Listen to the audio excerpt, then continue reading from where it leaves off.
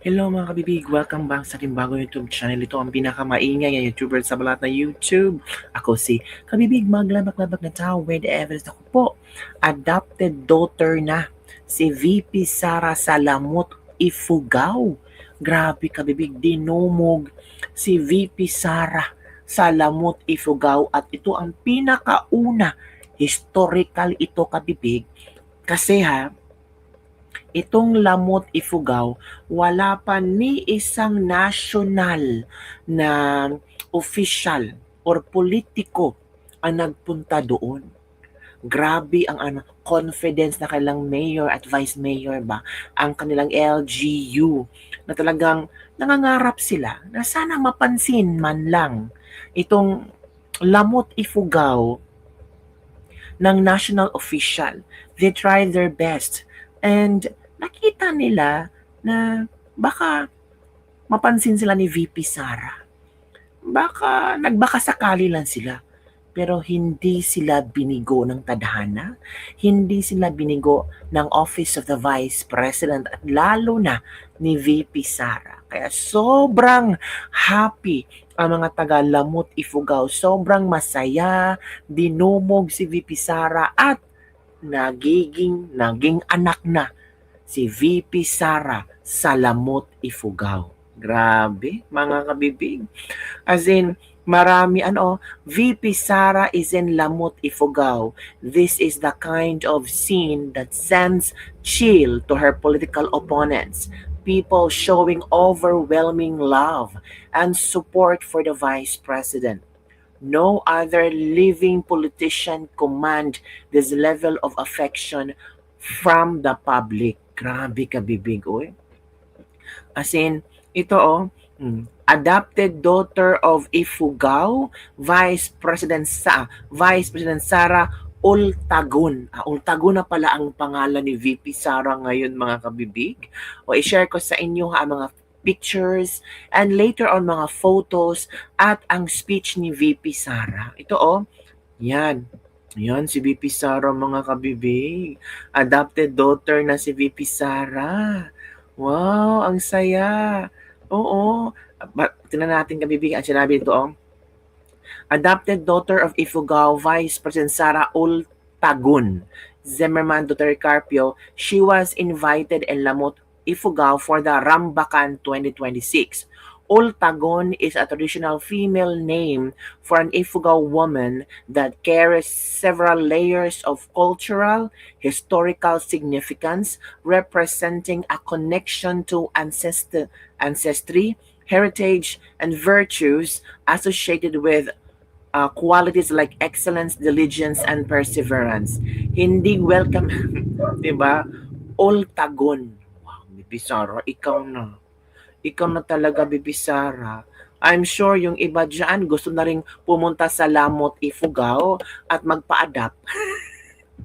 Grabe mga kabibig. Tingnan nyo nga si Bibi Sara dyan, Di ba? As in, grabe. Rambakan Festival. Happy Rambakan Festival, our newly adopted Ultagon. At talagang, alam mo kabibig, talagang ang tawag dito, dinumog si BP Sara. Maraming sumisigaw sa kanyang pangalan, Ultagon. Diba? Kabibig, Rambakan Festival. Yan, BP Sara. Ito yung mayor daw nila, nag-imbita kay VP Sara. Dinumog. Diba? Saya naman natin dyan. Diba? Madam VP, Ultagon bagay sa'yo, yung Ifugao attire namin. Proud to say that you were adopted as an Ifugawan, particular Lamot. Sana you will be back again. God bless on your way back home to Manila. Wow, kaya, daming tao ka, Bibi. Grabe kabibig, ang daming tao, dinumog talaga si VP Sara. Ano naman masasabi nyo dito? Baka sabihin nyo naman, hay nako, binayaran yung mga taong yan. Grabe naman po kayo, huwag kayo mangganyan kay VP Sara. Ito pala ang nangyari mga kabibig, kung bakit nandyan si VP Sara. Sabihin ko natin ito ang history daw mga kabibig. The festival, held every first week of April, showcases the rich culture, heritage, and community spirit of Lamot. During her visit, Vice President Duterte interacted with festival participants, met with local officials, and witnessed cultural presentations that spotlight the craftsmanship and tradition of Ifugao people. Sabi dito, Mayor Mariano Buyagawan Jr. shared that inviting VP Sara initially felt like suntok sa buwan. But he questioned, bakit nga ba hindi? And she agreed to come. She added that her visit has already made waves online, going viral not only in Cordillera but across the entire region, highlighting Lamot, and the Rambakan Festival to a wider audience.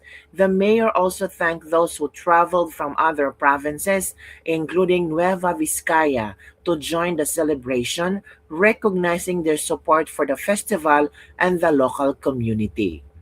The mayor emphasized that her participation elevates the municipality's profile while encouraging opportunities for local progress, further strengthening Lamot's visibility and development prospects. Oh, yan kabibig, grabe. Grabe yung kabibig, no? Ultagon ang pangalan ni VP Sara. Nako, ito ha. Ito yung mga video na ating i-share sa inyo, yung pag-adapt nila kay VP Sara as Ultagon, the daughter of Imot Ifugao. Ito kabibig ha. Adopted Princess Guerrera. Yan kabibig, oh. Yan kami. Sinuotan si VP Sara, adopted princess of Cordillera, Northern Luzon. Uy, sa northern part pala to. Yan din, dinamitan si VP Sara ng Ifugao dress. Correct me if I'm wrong, ha? VP Sara was also adopted daughter of Kalinga province named Lumingay. O meron, wala, grabe yan. Ang dami na pala. She's not perfect, but I will bet for another daughter for the next president in the 28 soon. Hala. Bagay na bagay sa kanya yung Ifugao attire. Welcome to Lamot Ifugao Ultagon. Tama nga naman na Princess Sara ng Ifugao. North na wala ng solid. Okay, sige, hanapin natin ang speech. Oh, yan, oh. Grabe mga kabibig, oh. Sleeping. Ayan, ala, ang saya naman ito, VP Sara. Oo. So, hanapin natin ang speech ni VP Sara. Ito din, oh. A warm welcome nila.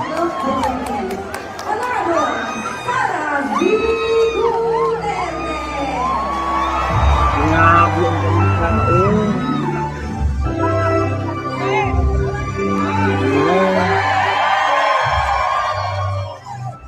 Wala, no? I'm so proud for the Lamot Ifugaons. Talagang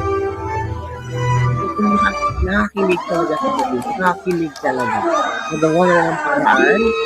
At dito natin makikita ba na hindi Sara pala approachable, reachable, madaling malapitan. Diba? Makamasa. Ito yung makamasa ang hinahanap natin. Diba? Oh, takot na ang mga kalaban. Bibili ako ng... Ito na ha. Ito, magtin tayo. Bibili ako ng lupa at bahay dito sa inyo. Ooh! Para naman sa susunod na fiesta ay pwede din kayong kumuha ng pansit at lechon sa bahay ko.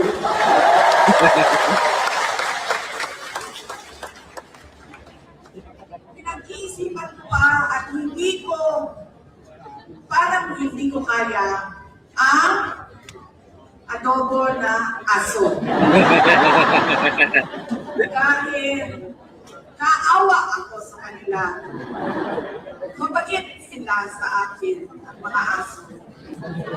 Pero, mga kababayan, kung kayo ay makahanap ng bukaya,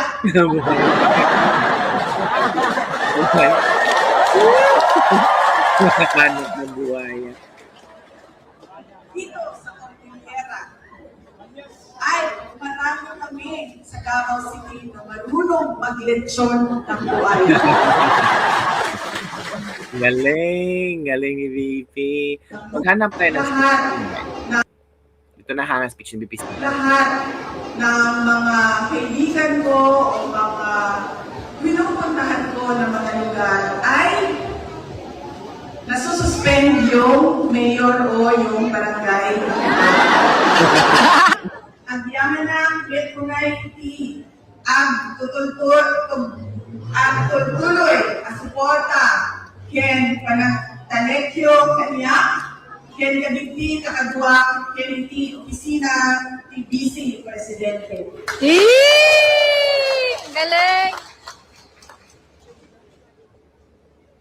Noong una ko pong natanggap yung paanyaya ninyo na dumalo sa inyong Rambakan Festival, ay nagulat po ako dahil ang lugar ay sa Lamot, Ifugao.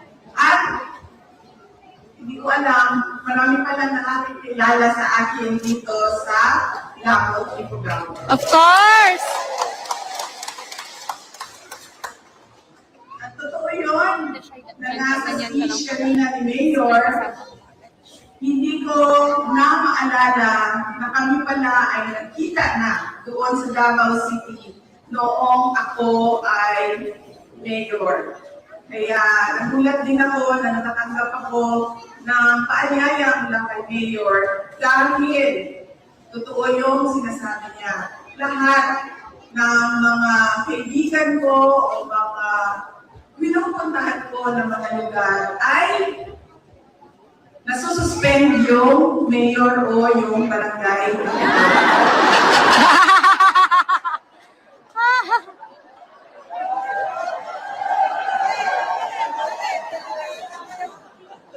Wala ka, Mayor. Lagot ka.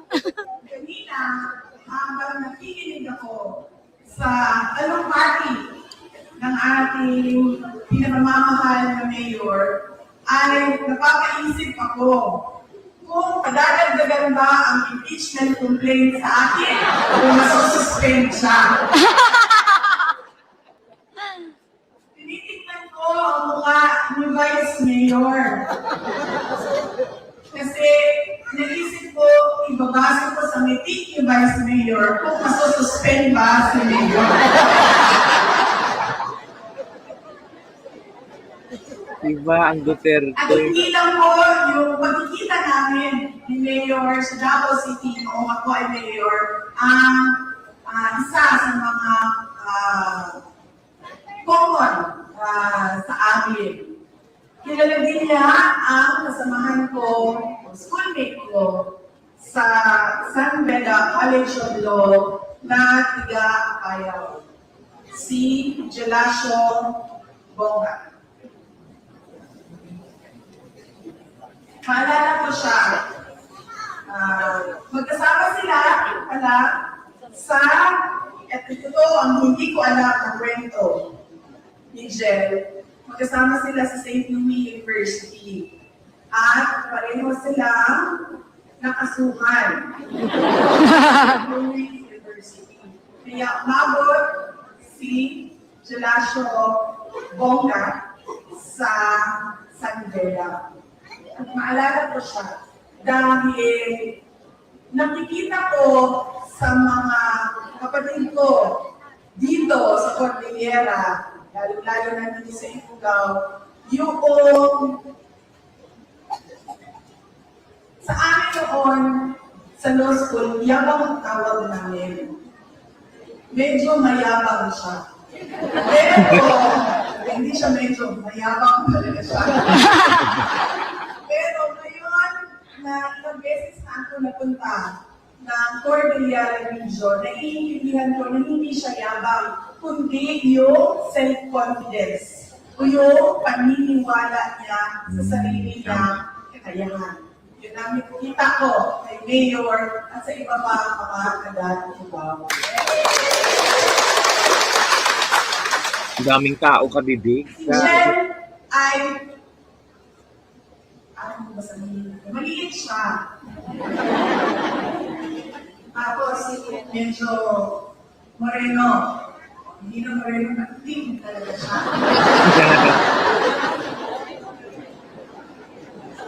Yung pagiging joker niya. Komedyante din si Vice. Tiwala niya sa sarili niya. Pag nakikita niya ako naglalakad sa aming koridor, tatayo siya sa door frame, pintuan ng classroom. Gaganon siya doon. Tapos nakita niya ako. Tapos sasabihin niya sa akin, "O Sarah, saan ka pupunta?" Tapos, minsan pa ay tinatanong niya, kung gusto ko bang sumama sa kanya. Minsan naman, pag tumadaan ako, dyan siya, lalakad, magkasalubong kami. So yun kabibig, yun ang parte sa speech ni VP Sara. Pero meron pa tayong isang speech dito ba? Na parang merong pinatatamaan si VP. Sino ba ang pinatatamaan ni VP Sara? Ikaw talaga VP Sara, no? Sino ba talagang pinatatamaan mo ito? Oh. Tayo ha. Pero dahil gusto ko nang ipakita sa inyo ang aking pagpapasalamat at paninigurado na hindi ko kayo makalimutan dito sa Lagot Cubao, ay bibili ako ng lupa at bahay dito sa inyo sa Lagot.